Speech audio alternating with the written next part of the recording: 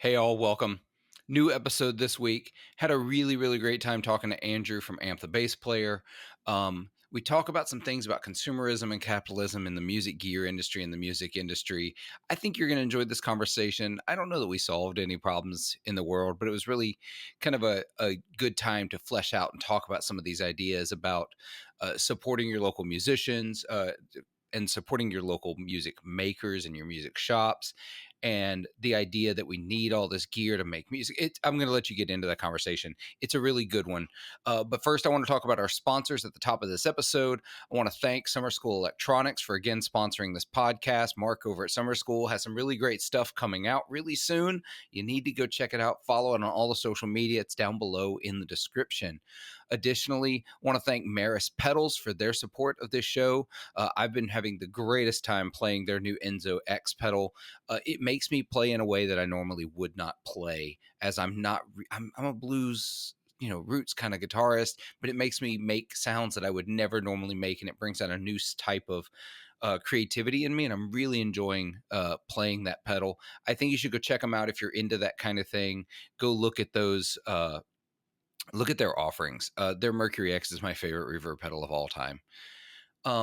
Additionally, once again, thank Barry from Grez Guitars. They're some of my favorite guitars I've ever played. And if you're looking for something that's a little different, that's some of the best quality you're ever going to find in a guitar, you really owe it to yourself to at least look at Grez. The Mendocino, which is one of my favorite models that he makes, it's a usually redwood topped. It's reclaimed redwood. He's very conservation based in how he builds his guitars. It's a semi-hollow guitar. It's light as it could possibly be. It's really unbelievable how light they are. I've got the baritone version with the Lawler gold foil pickups. I think it sounds and plays great. I also have a Grez Grand Tour, which is his brand new fully hollow arch top guitar that I had a small hand in helping design. And I'm really proud of it. And I think it's a great guitar. It is my lightest guitar by a long shot. It's 4 pounds and some odd ounces. Just sounds incredible. And I think Barry makes the best stuff. So go check them out. All the links are below. Lastly, if you want to help support this podcast as well, there's a couple of ways you can do it. One way is by going over to patreon.com/40watt podcast. $5 a month helps support this show, and it gets you extra content every week that an episode goes out. I'm actually working on possibly uploading some backing tracks over there as well. I think I'm going to upload one this week or maybe early next week that I made with the Enzo X. So I may start offering that as an extra perk of being a patron listener. Additionally, you could just share the podcast, tell your friends about it, leave a review, rate, follow, subscribe, thumbs up icons, bell icons, all those things. Hit all those things, help the show going, help it find audience that are into what we're doing over here at 40 Watt Podcast. And very lastly, another way that you could help support the show is come hang out, talk to us. There is a Discord server attached to this podcast. It is free to join. You don't have to be a patron to be in there. Conversations happen all the time around gear choices, sounds we're making, songwriting. Sometimes we talk about food. It's a great time. Come join us over there. There is a Facebook group. It's a little quiet. I haven't really done my diligence there to make that a little more active. So if you want to jump in there and start asking questions and having conversations, that would be awesome too. Anyway, I'm going to get into the episode. I hope you enjoy this episode with Andrew from Amp the Bass Player.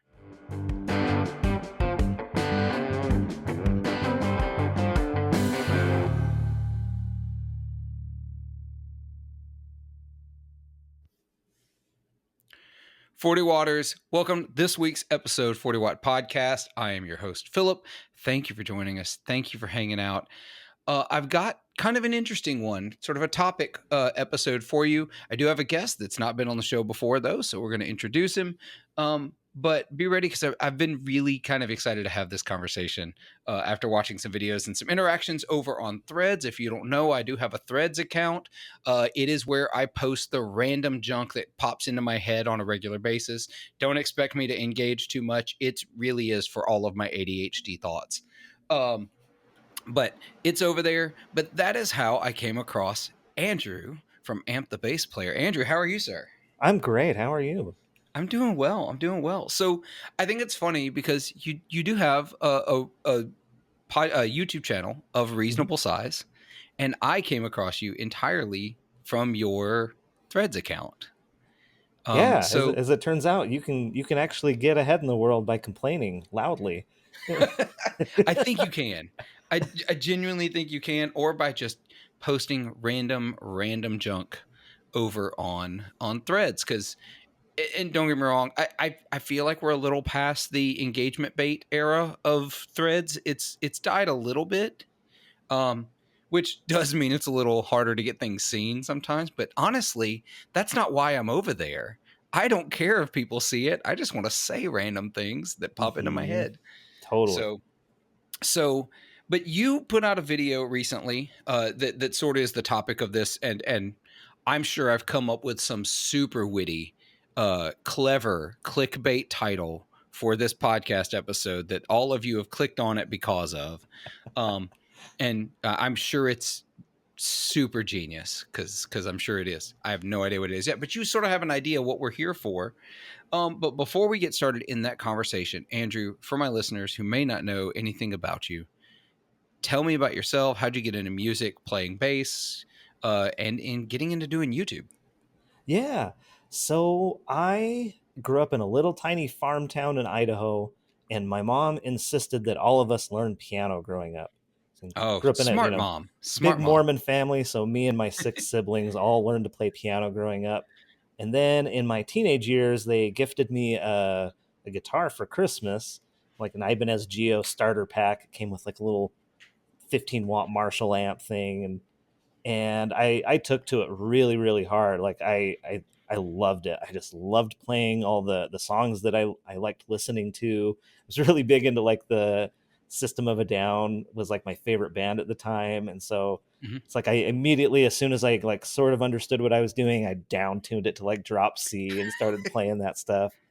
And then I formed a band with a couple of my friends in high school, and my other friend had nicer guitar equipment, and so I ended up on bass, the classic story. But the first time that I played bass, I was just doing it because I needed to. I didn't really like it because Yeah. like I was, at least at the time, I was the kind of performer that I was like running around and jumping on stuff, and so I kind of resented being relegated to bass. So it wasn't Yeah. until a couple years later I had to borrow my sister's car. This is so silly, but she had left No Doubt's Tragic Kingdom in the CD player, and like it just comes on and starts out with that drum fill, and like listening to that album, I was like, holy crap, bass is actually so cool. And so from like that point on, I was like, I think I'm gonna be a bass player. And then from that point on, like I just play bass. I don't play guitar at all anymore. I don't play piano anymore. don't Yeah. don't don't look at this thing. You have one for I you have YouTube viewers. a little tiny synth there. Oh, Um, nice. yeah, so I grew up in Idaho, but I landed in Salt Lake City after some misadventures all over, and been playing a lot of like the wedding and event band things. So 3 and 4 hour gigs for weddings and bars and whatnot. But I also have been playing for about, well, this will be my 11th year with rock opera. Oh, Some friends of mine in college had written this rock opera called Deep Love, a ghostly rock opera. And it was supposed to just be like a thing that they did over the winter, one winter, to just sort of like deal with the breakups that they had both gone through. yeah. But it ended up kind of catching on, and we've just been keeping it going ever since. So every October, we all get skull face paint and do our 90-minute rock opera for a little That's cult amazing. following. It's a good time. So Yeah. I'm full-time music slash YouTube slash videography. I've been shooting a lot of other bands, helping them like create video content. But that's kind of where I'm at right now. I just pick up any bass gig I can, or and make YouTube videos that'll get a lot of clicks and make me money. Well, that's funny because speaking of YouTube videos that get a lot of clicks, that's sort of what brought us around to this conversation. We've had some exchanges on Threads. And actually, just for the listeners, the title of that video is. Do you remember the Oh, title of it? it I don't is remember. gear is about to get a lot more expensive. Yeah, there you go. Man, that's a clickbaity title. I love it. Um, and while entirely true, um, the full topic of that video is not entirely why we're here. Although that video is, listeners, it is linked below in the show notes and the description of this video if you want to go watch it. If I remember how to do it, I may even put a thing that goes in the corner of one of these corners. I don't know. Ooh, Look, ooh, I have a good way to remember that if this is oh on YouTube. yeah, So it's always above your guitar neck. what? Oh, mm, Yep. that's awesome. I like that. That's a pro tip from an OG from an real life YouTuber. That's what I was looking Real for. life YouTuber, not one of those artificial YouTubers. I Although did those that are wrong coming. for years until I was like, no, it's the fretting hand. Oh, well, it's because the guitars behind me are. When you're pointing, and I'm I don't know 8 9 feet from the stuff behind me, right? So Yeah. you go to point at something, and I'm like, oh no, I've gotten better at it, so I can actually do it now. But before it was like I can't point behind me. I have no idea how to do it. I had the wrong hand always. Uh, anyway, um, so we really got into like we didn't get like deep into it in Threads because let's be honest, who wants to have like really deep philosophical conversations on Threads? Nobody. No, I leave And if those you're for Facebook. amen, brother. Um, although I block with abandon on both now, but it's for my mental health. Um, we talk about consumerism in the guitar industry, which I don't want us to accidentally get that confused with capitalism because they're not completely separate. They're not completely exclusive, but they're not the same thing. Like capitalism, market decide, market driven, value of your product versus comparative product, blah blah blah. That's not what we're talking about. I think when we talk consumerism, we're talking about the mentality, the culture of pushing new and shiny, new and shining. Spend money. You need the next thing. You need this. You need this. You need this. Hmm. Um, and I think you talk about it in that it is really prevalent in YouTube culture, and it's really prevalent in guitar gear culture, and it's really prevalent in this space that we live in. But I also think that there is room for a conversation about all consumer.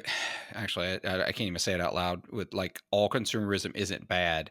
That isn't quite what I mean. What I mean is there's a healthy level of looking at gear and shopping around for gear and supporting makers that you like and buying things that are interesting to you. Um, so let's sort of get into that. What are some of the pitfalls you're seeing in the consumerist culture around gear that are really, I don't know, really problematic? I I I really hate when people base their entire self on gear. Like Mm.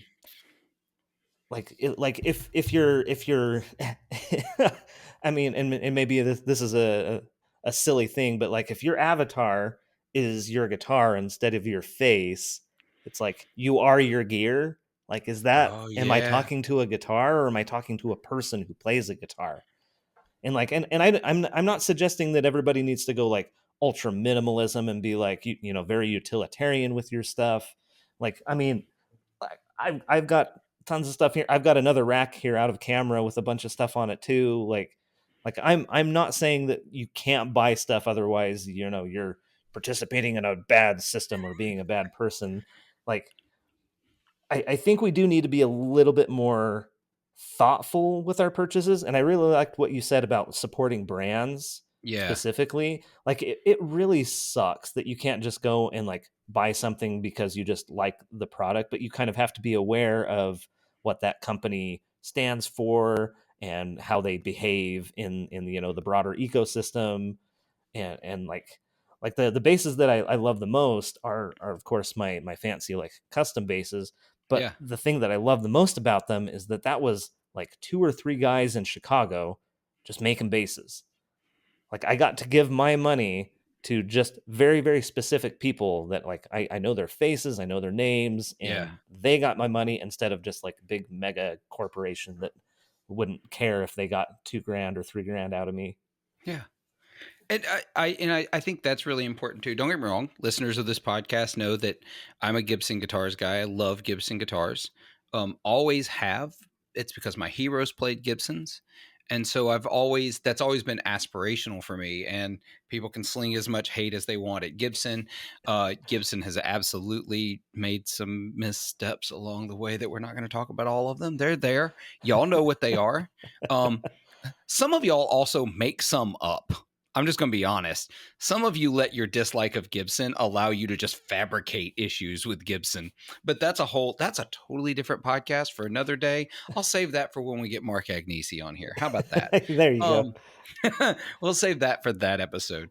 Um, but I also love brands like sponsor of this podcast. And this is not a shill. Well, it is, I guess, technically a shill, but like Barry at Grez Guitars. I love Barry because Barry builds incredible guitars himself in his shop. He I don't have to worry about him posting questionable takes on social media. I don't have to worry about him making me ashamed to play his guitars. On top of making really, really, really incredible guitars. Um, they're expensive, yes, but I'm supporting a guy who I think is doing it right. He's a conservationist who uses reclaimed wood for so many of his guitars, all of the good things. And you look at some other brands that I'm really, really into. I like the guys at Novo. Now they've blown up now. They're huge. I love those guitars.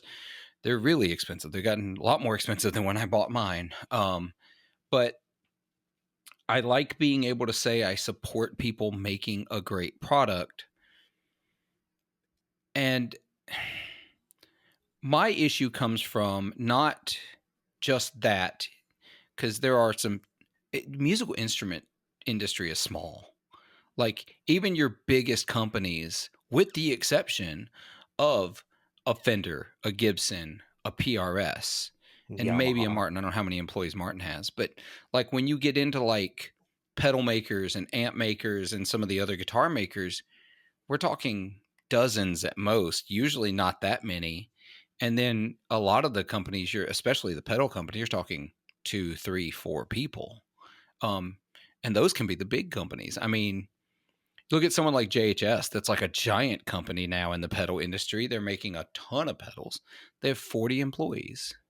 That's Yeah, and 40 employees is a huge pedal company. right. That's huge for a pedal company. In the Yeah. world of business, that's a tiny company, like in the broader scale of things. Oh, you'd have more than 40 employees at your average Applebee's. Yeah, exactly. Our local Chick-fil-A, ignoring all politics, please. Um, they they do a lot with us at the library and do a lot of support of events that we do there. So I know the owners well. I asked them how many employees they have. Now remember, this is a Chick-fil-A in a small southern college town. They have over 120 employees at one Chick-fil-A. Dang. They don't even open on Sundays. Yeah. So it's like, what? And like, and that's don't get me wrong. Politics aside, that company does scholarships for their employees, benefits for their employees. Like there's a whole thing. Um, just to put it in perspective, your local fast food restaurant, name it, employs more people than the majority of pedal companies in the industry. Mhm. Wild. And so want to support them, but I have the issue of influencers uh, that push that you need the next new thing that came out. You need in order to make music. And I think your big stance was stop pretending you need new gear to make music. You have gear to make music. Yeah, yeah, definitely. I I actually just watched another video. The thumbnail caught my eye. It was just I don't even remember the creator's name. Is Mhm. like probably 2K subs or something, or only a couple hundred views on this video. but his video was this will save you so much money, and his whole video was just about understanding your gear. Like he was talking about Oh. that what's that line 6 delay pedal, the green Oh, one. yeah, yeah, yeah. Yeah. The I see I decided to look it up so we'd be able to say what it is. Oh yeah. It's the DL4, the Mark II? Yeah, yeah, yeah. Yeah, yeah, it's by Colji, Colji. Yeah. I'll watch it later. I mean, it was like I, I I feel like his thumbnail was just like yeah, yeah, that right there. You know, learn what you've got. And for some people that's going to be like, "Oh, hey, do I still have that?" Yeah, right here. Like reading the manual for your analog synth, Yeah. like Oh, really man. figuring stuff out, understanding how it works, what it's good for. Because I think you'll surprise yourself by how far you can go with pretty humble equipment. Because like I was listening to a track that I'm working on right now. Should be able to finish it up next week. Actually, I've got a vocalist coming in, and like I hadn't listened to it in a couple weeks, and I just Mhm. queued up like my demo again, and I went, holy crap, this is actually way good. And I just did this with my little, Scarlett 2i2 Mhm. and Reaper and some free like drum plugins that I found on the internet. Like you Yeah. can go so far if you just like buckle down and really understand your equipment. Yeah, I think there's a lot to be said for that, for knowing what you already have before you feel like you need to buy something else. Yeah, Um, gear it needs to solve a problem. yeah. So like if you're a bass player and you're just like playing at home, but you want to play with a drummer or like whatever, oh, you're gonna need an amp. Like if you don't have an amp or your amp's not big enough, so that's like a problem that you need to solve, and you'll solve it by buying gear. Yeah. Are you going to you know solve that problem by buying a second bass? No, that's not the problem that you're having, and you can only play one bass at a time. So like buy the thing that's needful for you, and go from there. I was working on a track recently, that will not be out by the time this goes out, but I'm working on a demo of a pedal, and I needed to record a bass part, and a while back, I sold off a lot of I just don't play that much bass anymore, and so I I mean, I own see that P Yeah, bass yeah, back there. that's my P bass, that's my one and Yeah, only bass. That is a that's all Highway you 1 need. Exactly, that's a Highway 1 P bass from the early Oh, 2000s. the highway ones were so good. It's so good. I changed the pickup and the wiring because took out that grease bucket circuit that was in it, Hmm. and I found a Fender custom shop P bass pickup for like $50 on Reverb. So I was like, "Yep, I'll take that." And it does everything. Put flats on it. I've had that bass for now 20 years. 20 Oh years I've yeah. owned that bass. So I've done a lot. I added the covers to it at one point, like drilled into the body, added the bridge cover and the pickup cover. Then tried to pretend that I liked the pickup cover, and it was a complete lie. I took it off. Um, but no, I needed to record some sounds. I own a B15 that I got crazy deal on Oh, Facebook Marketplace, but nice. I didn't want to set up microphones. I didn't want to like doing this for like this quick little pedal demo track. I was like, I don't want to do that. I don't own any bass plugins that I've bought that are like other than I think an SVT plugin comes with the uh interface I have. But I was like, I don't want SVT. I want a B15. I Yeah. like the B15 sound. I was like, huh, I wonder if Logic has a B15 amp.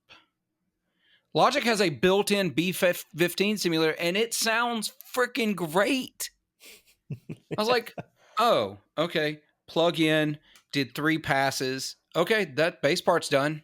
Put that away. It sounds phenomenal. I was looking for something that I didn't need. I already had it. If I just known my tools. And now I'm like, well, what other plugins have I had in Logic this whole time that I had no idea that are pretty good? This is Hmm. where I love those videos that people put out of, here's use these 3 plugins in every Logic session. And I'm like, I will watch every one of these videos now because Yeah. Yeah, I think it's really important to know the tools you already have. Hmm. But here's the big one. And I'd love to get your take on this one because I feel like you'll agree. So we'll have to stretch it. We'll just have to extrapolate and wax poetic. Something I talk about all the time when I talk about gear with other people is stop using the word need. Mm, If you want it, there is nothing wrong with that. If you want that piece of gear and you want to go spend your money on it, it is your money. Please do it. Buy all the things that make you happy. They won't make you happy, by the way. no. But if you want it, that's awesome. I don't care. Stop lying to yourself and pretending you need it. Hmm. Yeah, the using the right language is actually so important. It kind of becomes like this feedback loop for you to like really understand yourself in a more accurate and deep way. Because like, yeah, the word need doesn't apply to instruments at all. No, we don't need any of this. Now, I mean, you No. could just not make music. I know a lot of people will say, "No, I need to make music. So if I didn't do it, I would die." It's like, "No, you wouldn't." I Stop being bet you wouldn't dramatic. get very far without food and water though. So Right. yeah, that's yeah, And like I get I it as a creative. Yes. I know that I am unhappy when I'm not getting to make music, when I'm not getting to talk to people about music and not getting to talk about gear and those kinds of things, but I don't need it. I can survive without a single instrument in my life. And so, yeah. Yeah, get I this might be taking things in a different direction, but it's yeah. going to be kind of related. The the importance of calling things the right thing is something that I've had to like rearrange the gears in my head around when like talking about theory because I know some Yeah, people have like an aversion to learning theory, they do. but there's an interesting thing that happens when you have the names for things that you create spaces for those kinds of um thing, like intervals, like they become spaces in your brain. And so you would say, well, if I put my finger here and here, like that's my power chord and that's just what it is. But it's like, no, it's a root and a fifth. That's that interval. Like I have a name for it, and now I can like hear it and understand it and recognize it. And Hmm. that's something that I've thought about a lot in just terms of theory. Like just having names for things is so important. Oh, there is, oh shoot, what is it? It's some like Aboriginal tribe. My girlfriend was telling me about this, and they have this weird ability to recognize more different shades of green than the average Oh, person. And it's because they have different names for all of those different shades. And because it's in their language, they see the world differently. the indigenous himba. Maybe that's it. I That's the I first don't thing that popped recall. up. Yeah, that's really fascinating. I see I studied music in college. Um and I did well in theory. Even though I'm not a great reader, which kind of freaked my professors out a little bit. That and even after I graduated, some of them invited me back to come guest lecture when they got to certain sections of theory because they were like, "No, Philip, you explain this in a way that students actually understand." I was like, and I appreciate. I used to call it just my dumb guitar player's system for understanding music theory. But the real point is that theory doesn't make music. And all the people who say, "I don't need to know theory to make music," are absolutely correct. Mhm. But you need to understand some theory to be able to communicate musically with other people. Um, and that's the real point. It's being able to have a way to talk about it, to express it, um, and explain it to other people is Yeah. actually really important. Yeah, yeah. Well, and that's the big thing that I think a lot of people overlook when it comes to music. Mhm. I mean, it can be a solo endeavor, but it's a hell of a lot more fun when you make music with people. And being Yeah. able to have this common language around it is so helpful when exchanging ideas or trying to get people up to speed. Like the rock opera that I mentioned, Hmm. they I was just the bass player at the time, so I didn't have a whole lot of like decision making power in this. But they hired a guitarist who was so difficult to work with. Mm. Like really good player, guy could just shred like you wouldn't believe. But if you Hmm. told him, okay, this song is really simple, it's just A D G, he would be like, I don't know what that means. And it's like, this is the most fundamental thing. You have Yeah. the technical skill to do this, but you don't have the words to the spots on the fretboard. Like, oh my gosh. And we ended up only keeping him for one season because he just couldn't operate at the level that we Yeah. needed. Like part So of out oh, of curiosity, at the risk of sounding like old fogey and generational warfare, how old was he? oh, I don't know, late 20s. Okay. He wasn't like a super young player. Yeah, yeah. But I feel like it's young enough, and I say it only for this, and I even feel like other guitar players my age are just as apt to have fallen into this. I didn't because I went to school and learned some things, held on to, I don't know, 15% of it. Um, but another podcast guest who I had on, who is more of an instructor than I am, mentioned that they're seeing knowledge gaps. I actually think controversial YouTuber Rhett Shull. Uh, I don't Is he know. I don't. controversial? Some people just don't like Rhett, and I don't understand it. But How dare the anyone be successful? how dare they? But he mentioned that people he knew at AIM, the Atlanta Institute of Music, talked about the incoming students there and how they're seeing more and more. They'll get these guys and gals who can shred and just play anything, and da, da, da, but there are holes in their basic understanding of how to play guitar. Like, oh, they can play these crazy disjointed, atonal runs, but you're like, but can you play me a G major seven? And they're like, no. And you see what I mean? It's like there's this very basic, and a lot of it comes from the accessibility of things like YouTube and Instagram and being able to just cop the licks these folks are playing, and they're amazing. We're seeing younger and younger players playing stuff that I can only dream of playing. Oh yeah.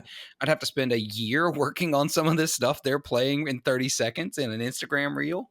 Um, but they don't have some of that fundamental understanding, and I'm not saying that makes them a worse player, but I'm saying that does mean that there are gaps in their musical knowledge and ability that need to be filled. Yeah. Yeah, and that's the exact kind of player who will do numbers online, just Hmm. playing crazy stuff. But if you stick them in a band with people and try and have them, explain an idea or learn somebody else's idea, that's where they just fall apart. Like Yep. a big part of being like a professional, which I I hesitate to call myself a professional, maybe semi-pro would Oh, be a you're making money doing it. You're making a living doing it. It may not, like I tell people in my time as a pro musician, it wasn't much of a living, but I was making a living. Yeah.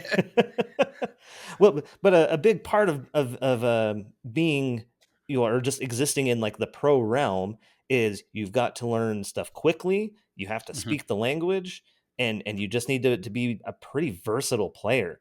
Like Yeah. in a lot of bands I'm showing up to, you're going to go from playing, um, you know, uh, Tennessee whiskey to Uptown Funk right back to back, Yep. I've and done those that. like yeah, and if you can't hang with that, then like that's fine, but like that's the world I exist in, and if you try and get into that and you're not up to the level, you just make a fool of yourself. Yeah. I was playing a covers gig, and I couldn't make it to one of their other gigs to fill in, and then things changed in my schedule, and I ended up being able to make it. I texted them. I was like, "Hey, if you still need somebody, I'm available. My schedule changed." They're like, "Nope, we got it filled, but thank you." But then he told me at the next gig, he's like, "Man, I really wish I'd known ahead of time that you were gonna be able to make that gig," because he said the guy who played is super knowledgeable, super good guitar player. He said, but he doesn't know how to stay within a style. Like, he feels like he needs to throw every lick he knows in the middle of, like, hit me with your best shot. It's like, no, no, no. Oh, Play. I'm not asking you. And that's the kind of cover band that where they're not asking you to play the solo note for note. no. Heck, they don't they skip parts of songs, or they do things totally different, or they do some mashup that makes no sense. But whatever. What they do want you to do is stay in the style, still speak the same language. Don't go on some crazy Phrygian run in the middle of Uptown Funk or something like that. It's like Yeah. that's not really the place for that. And it's Yeah. and it's knowing that. Yeah. It's there's a healthy amount of restraint. It's well, and to be truly good at what you do, you need to have like a pretty high threshold for what you're capable of, Uh and huh. then still be comfortable like playing down here. Yeah. It's like I loved the crazy like slapping, crazy flashy whatever stuff. Mhm. But if I'm gonna be playing my girl, I'm just gonna be playing 5-1, 5-1. That's it. I remember playing a bass gig where the guy told me, he said, "Dude, it's literally root fifth whole notes, literal whole notes." And I was like, and at one point I was like, I don't know, I wasn't comfortable in just holding whole notes. It felt like it was empty, and like, and then I did something different. He looked back at me and said, mm-mm. It just gives you that little look. It's like, why are you playing? It's like, That's what you get playing with blues guys, by the way. They can cut you with a look too. He was very kind about it. He's like, He's like, and then when we got done, he's like, no, trust me when I tell you, it is just whole notes. It is just whole notes. It's like, all right, I'm trusted you. This is this is your circus. This is Yeah. I'm I'm just the elephant standing on the stool here for this. Yeah. Like you can get a lot of likes on Instagram by playing a lot of notes, but you can make a lot more money just playing the right notes, just a few Oh, of isn't them. that right? Oh my gosh. So you had another comment that actually really spurred this conversation even further. That I feel like there's a real conversation to be had around, people want to talk more about gear than they want to talk about the music they make, and Yeah. they don't really want to talk about making music or writing songs or doing that kind of thing. I have feelings here, so let's expound on that a little bit, and then let's get into that. Yeah. So I I guess it's maybe just like I'm a chip on my shoulder. I'm a bitter person for this, but I've been trying to do more different kinds of videos recently. Like Mhm. I've kind of gotten tired of gear videos. They're like I'll still do them on occasion, but they're just not that interesting to me because it's like it's a fuzz pedal. It does fuzz things. Like I have a drawer full of these things at this point. Like I how do I make this interesting? Like I can't. But then I did a video where I talked about writing bass lines, just like all the Mm, kind of subtle things that I never hear people talk about. And I used my rock opera. We like I said, we've been playing this thing for 11 years. It took us 10 years to get an album done. So we finally like got it down and like professionally recorded, and very happy with how it came out. It was a monumental undertaking yeah, by a lot of people. And because we've been playing a lot of these songs and writing them along together with some of my favorite people in the world, I'm really proud of those bass lines and some of like the little things that I perceive to be clever or unique or interesting in how I approach these songs. And because there's a story alongside of it, that's what a rock opera is, right? It's a yeah, story told yep. through rock music. There's no spoken dialogue. Everything is music. A lot of people don't like, they hear rock opera and they don't really know what to make of it. But it's just story. And I'm getting deep into it, into the point where it's like I have different sounds that I'm trying to associate with different characters or moods that these characters are experiencing. And so anyway, I made this video about some of my approaches to writing some of the bass lines for this thing, and nobody watched it. Yeah. And I was so frustrated about that, because if I put up a video about some piece of junk Chinese pedal that I got, because, like, I mean, you got to just, pick up money where you can, and that'll get, plenty of views. But then I put my heart and soul into something that I'm really proud of, and nobody cares. And I feel like that's just like one small example of like the kind of broader cultural issue Yeah. that exists in the music community. We don't care about each other's music, because when people will come up to the stage, they'll be like, is that a real Fender? Like, didn't you hear the cool thing that I played? Let's talk about that. So I had this conversation to a degree with Joey Landreth back in like season 1 or 2. I can't remember. He's been on a couple of times, but I talked about the idea of the musicians that, or the folks that come up to a band at the end of a gig and want to talk about their gear and not the music they played. And that's sort of like a context one, right? Musicians. If you're gonna go talk to other musicians that you've seen play, I know that you're awkward because I've met you. I've met you. I am you. I know you're awkward. Please, it's okay to talk about the gear, but don't open with that. Please don't open with that. Um, I please come talk to me about my gear because I obviously brought it because I love it, but talk to me about the music first. But on the broader, I'm gonna talk really big picture, like social media, YouTube, bigger picture, less at the gig. I think there's a reason that people talk more about gear than about the music itself. And I think it comes from because I've been doing a lot of like really thinking about this lately because I had a conversation about the average guitarist, right? Um, I don't think I'm a very good guitarist. I don't now listeners, I need you to understand before some of y'all come at me, because some of y'all do.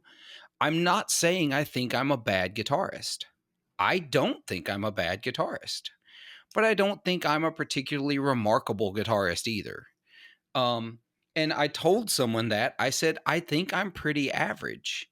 Um, to which they said, I think you need to do a little deeper thinking about what the average guitarist is capable of, because there's an awful lot of guitarists out there. And I'm going to call everyone who's been playing guitar more than a day a guitarist. There's an awful lot who still play the same 5 songs they've ever learned, and maybe not even in time. And there's nothing wrong with that. If that is you, if you own 10 guitars and 5 amps and a whole dresser full of guitar pedals, to play the same 4 or 5 licks over and over and over again, I see you. And I think I love that for you. Please be happy. Um, but I think that is why you don't see more conversations about the music making instead of the gear. The gear is the thing we all can relate to, regardless of skill level or comfort in putting yourself out there level. Yeah, Whereas gear's easy to talk about. it's an easy conversation. Those conversations about the music we're making, whether it's covers, whether it's originals, whether it's experimental, whatever you're doing. If you're running I don't know, if you're running kitchen mixers through a fuzz pedal and a delay into I don't know, I'm losing this really fast. um Through your home stereo system, I don't care, whatever you're doing, keep doing it, please. um it's a lot easier and more comfortable to talk about the gear. And I really think that's why you don't see as much conversation. I think that's why your videos around here are the bass lines I created to make this don't land as well, because it's not as universal and easy a topic to talk about. Yeah, yeah. I think you're absolutely right. And that just kind of goes back to what we were talking about, there's that knowledge gap. It's like Yes. if like they maybe were sitting there watching you play and enjoyed it, but maybe didn't understand what about it they really enjoyed.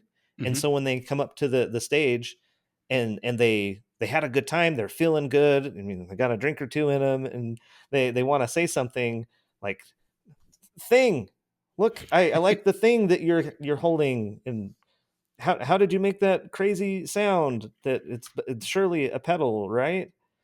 But instead of saying like, "Hey, I've never heard that song covered in that way. What made you want to take it in that direction?" Or Yeah. I really liked your solo. Like you got really out there. Like how did you learn to get outside of the pentatonic stuff that I'm stuck in? I think those are real meaningful conversations that we need to be more comfortable in having. Hmm. There is a Discord channel or Discord server. I'm sorry, a Discord server associated with this podcast. Some people think it's patron only. It is not. It is open to the public. If you want to come, hang out, that's awesome. There, we have channels over there about songwriting. Channels over there about sharing your sounds and actually talking about the parts and creating and learning. And those are by far the least used channels in that Discord server, because people just aren't necessarily comfortable with it. And I really want them to be. I want us to have more meaningful conversations about creating music and creating sounds or even just covering things. And I don't care if you've been playing a day, I don't care if you've been playing 50 years. I want to hear, what you're making, and if you have questions, if you want some help making stuff, or maybe you have something to offer to help somebody else. It's the reason, oh, look at this convenient plug. It's the reason I have an affiliate code below for TrueFire. I Yeah, yeah. I Lessons are good. Learn. um, that code's a great deal. It's like 40% off for your first purchase. Y'all, it's like no brainer. Go try it. And I know because I see the analytics, not a lot of y'all are using it. So you should, even if you don't use my code, just go take some lessons, focus on smash that playing. educational link. Yes, smash that education button. Um, but I think we would all be a little better off if we would talk about making music. But I also am really compassionate and understanding if the most comfortable someone is talking is about gear. Uh, in I don't in know. in some ways, like gear is kind of like an equalizer, right? Anybody can buy gear, so Yeah, everybody's kind of more or less on the same plane, unless you're buying like really expensive stuff. But then yeah, the the ceiling, or the skill floor and the skill ceiling are very far apart when you talk about actual musicianship and creation. yeah. And because creative works are so tied to personal identity, it can be really challenging and scary. Um, Now, if you are tying this is right back to the profile photo, if you're tying your personal identity to your gear, you really need to have a moment and a sit back and think about that. Um, if you legitimately have your feelings hurt because someone doesn't like the same brand you like, I'm talking to a whole bunch of y'all. Oh, I thought you wanted to avoid any controversial topics here, Phil. Oh man, I I am doing better about this, but there was a good while there that I identified as the guy who hates PRS. It's like that's who I was in the You friend group. know, I have kind of a similar thing, except it Yeah. wasn't a brand. I've kind of been the final boss of hating acoustic basses. Oh, they're atrocious. I know, The only but good not acoustic everybody bass is an realizes. upright. Yeah, well, I've done a video on upright. I had it was my bass teacher. He's like a very accomplished, very skilled, very educated bassist. But he brought over his upright, and we compared the upright to an acoustic bass, back to back. And it's like, if you guys don't want to listen to my opinion about it, then listen to the opinion of somebody who literally has a PhD level degree in bass, and have him talk about it. Yeah. Because like, I honestly think people who play acoustic bass would be better served to have a small amp and play electric bass. I I think it sounds agree. better. I think it fits better. That was definitely not on my bingo card of things we would talk about, but I am here for it. I have played acoustic bass. I have gigged on an acoustic bass and I hate it. I I hate it. had a discussion. It was so the same bass teacher, and Mhm. then there's another bass player friend of ours, and I asked between the three of us, have any of us had a gig where the acoustic bass was the right tool for the job? And he's the bass teacher. Denson says no, and me, no. But Kaya, she said one time there was one gig that I played where I had to have an acoustic bass, and it was Was it a they. Jack Johnson tribute band or No, it was a performance. I think it was original music, and they were on the radio, and they wouldn't let them bring electrified instruments, so it had to be acoustic. Oh, And she's like, I weird. had to go and like borrow one from somebody that had one because of course I didn't have one. But I Right. did this one like radio show performance, like 2 songs or whatever, and that's the only time that I've ever used an acoustic bass. And both of them are upright players. I'm Yeah. not, but like that's the acoustic bass that you'll actually make money on. Like acoustic bass, no, that's nobody cares about that No. unless it's like the look or you're in a Violent Femmes cover band. I don't know. I played upright bass for just a little while. I was never what I would call proficient at it. I played well enough. Um, I could handle a blues band like walking bass lines on it, so I felt pretty accomplished at it. But Yeah, I very quickly discovered that I would never put in the hours to actually be good at this instrument. I was never going to do it. And so I decided to hang that up. Just wasn't going to happen. yeah. To Yeah. be a truly great upright player is not just a lot of dedication and practice. It's a lifestyle choice. Yep. Like there are a lot of cars that you can't use if you're an upright bass player. I drove an F-150. It could only fit in the truck bed Yeah, comfortably. yeah. Like if I put it in I had a crew cab. Listeners, when I bought that truck, it was already old, which is how I could afford an F-150 at the time. On a public librarian scholarship. I mean, Yeah. salary. May as well be a scholarship. A I'd sc- put it in the back seat, right? I'd try to yeah. put it in the back seat of the crew cab, and it still had, I don't know, a foot, maybe 14 inches sticking out of the window. Oh So, like, no. if something caught it while we were going down the road, bye. It's like I don't know what would have happened. Uh, it was such a pain to transport. It was just yeah, it had to go. It had to go. Finally got rid of that and stuck with electric bass. The one bass. The P bass does it all, and that's all I really need. It really does.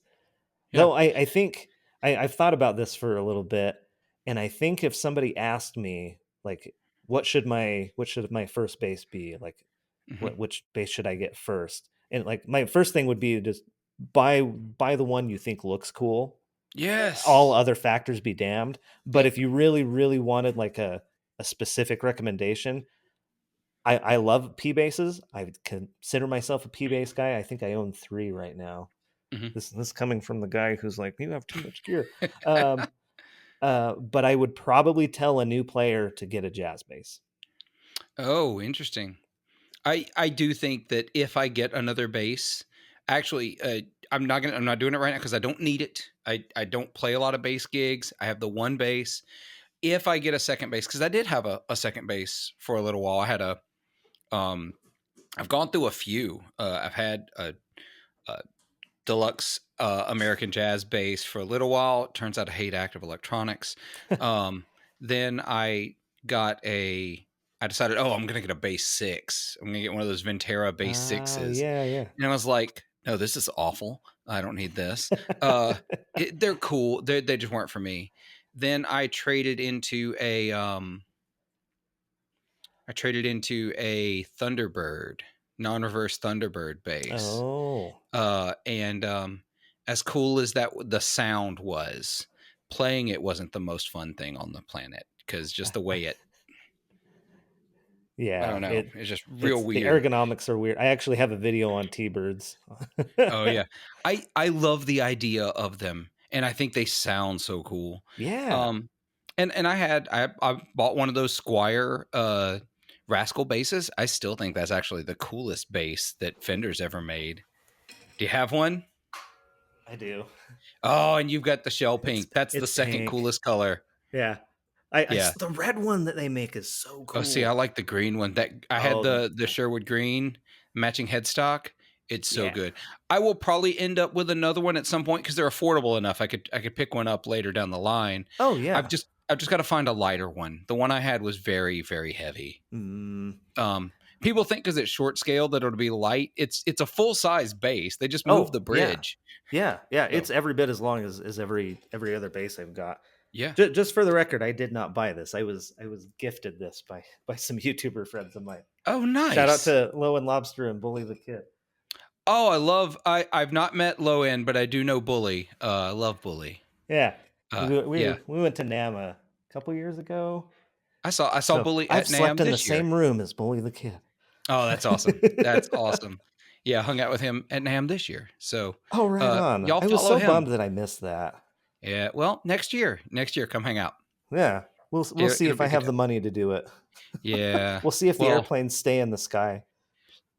well, you're close enough to drive. So, Oh, not really. I mean, That's like a well, 14-hour drive. compared to me, Yeah, yeah. I it's a mean, you don't. 26-hour drive for me. So, Oh man, I yeah. know. I keep talking about my rock opera, but we did a month stint in New York City as part of the New York Music Theater Festival NYMF way What? back in 2015.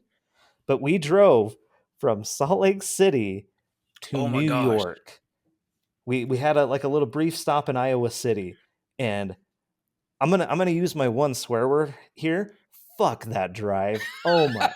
Yeah, no, don't do it. I like the drive there was like we're all excited, like, yeah, we're going to New York, we're gonna play our show, everyone's gonna love us. Bah! And the drive sucked. It was awful. I By hate Illinois, you're Nebraska. ready to kill each other. Oh yeah. But then, we were in New York for 3 weeks and this Airbnb, half of us were like on air mattresses and it was Oh my cramped and gosh. terrible. Like it was a great experience. I loved it. But then the drive back, it was like it didn't have any of that momentum. It Mhm. was miserable. Yeah, if I were to drive to California for NAMM, that would be at my age and how I handle drives, that's a 3-day drive. Oh yeah. Because yeah, I in my 20s, I would have driven it straight, but Oh, no, not now. oh Oh, yeah, no. I've done a 24-hour straight drive once before, and in my 20s, I was a different person. Literally. Yeah, All but, your cells are different. yeah.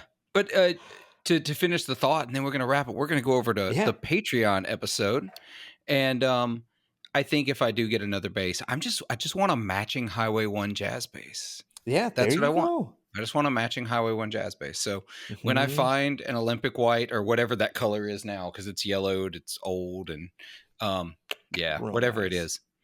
Oh, I So remember yeah, the other thought I was going to have about that. yeah, So we talked about all these different instruments that you had to go through, uh-huh, and that's the kind of thing that you have to do. Like that's the part of gear that you have to engage with to develop your preferences. And mm-hmm, then this is like another like little facet of reviews that I don't love is that they can show you what it sounds like and what features it has and all of these different things, all the numbers and whatever, but they can't tell you what it will sound like when you're holding it or yeah, what it feels like to you. Because no matter what the instrument is, like people will have preferences and you have to develop those preferences for yourself.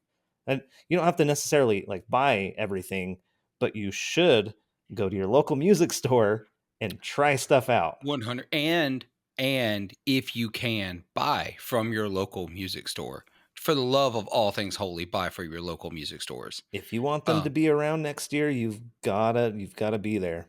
Yeah, you got to spend some money, even if it's like, for example, my local music store. I do buy stuff there. It's here and there because they're small. They don't really carry a lot of brands I'm super into unless they get some used stuff in. But like when they get new T-shirts in, I buy a T-shirt. I buy strings from them.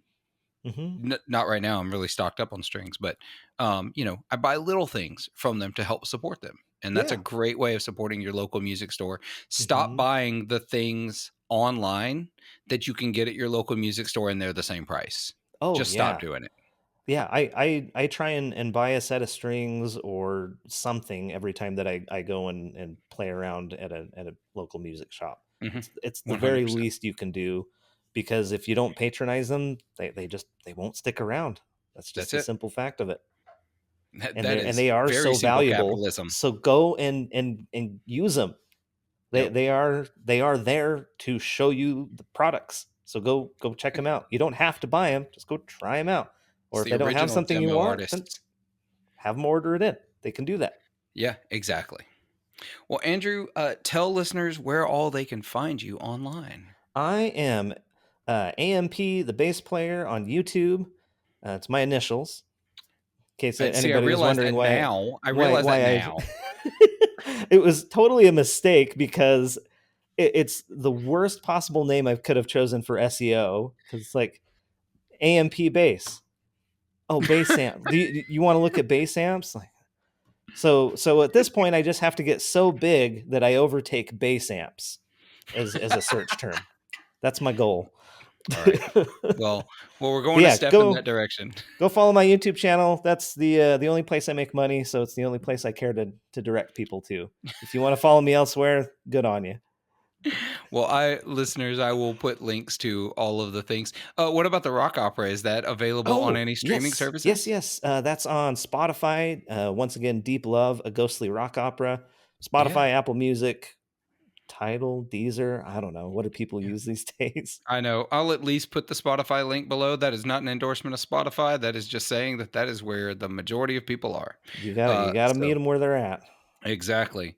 So we're going to go over to Patreon and we're going to talk even more about gear, but this time we're going to talk more about Andrew's gear journey and some shared experiences in that. Listeners, I know this has been sort of a different episode. I hope you enjoyed it. I hope you enjoyed this conversation. I hope this is the kind of thing you get into. Let me know. Hop on the Discord and tell me. The links are. Maybe I'll add a link to the description below. I think it's over on the link tree. But until next time, remember to be good to yourselves, be kind to each other, and make some noise.